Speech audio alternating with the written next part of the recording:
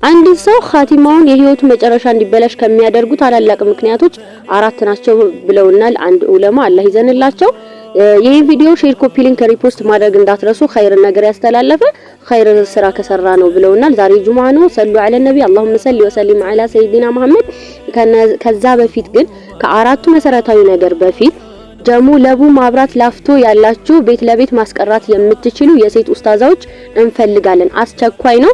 ሼር ኮፒ ሊንክ ማድረግ እንዳትረሱ። ለኡስታዛዎችም ያስቀራሉ ብላችሁ ለምታስቡት ባዮ ላይ ባለው ስልክ ቁጥር እየደወላችሁ ማዋራት ትችላላችሁ።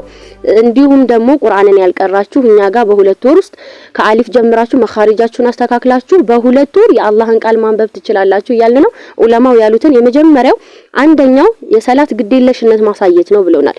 ሁለተኛ ደግሞ የሚያሰክር መጠጥ ኸምር መጠጣት ነው። ሶስተኛው ወላጆችን መበደልና አለመታዘዝ፣ አራተኛው ሙስሊሞቹን አዛ ማድረግ ነው ብለውናል። አላህ ይጠብቀን፣ አላህ ይጠብቃችሁ። አላህ መጨረሻችንን ካሳመረላቸው ባሮች አላህ ያድርገን። ሼር ኮፒ ሊንክ ማድረግ እንዳትረሱ። ወሰላሙ አለይኩም ወራህመቱላህ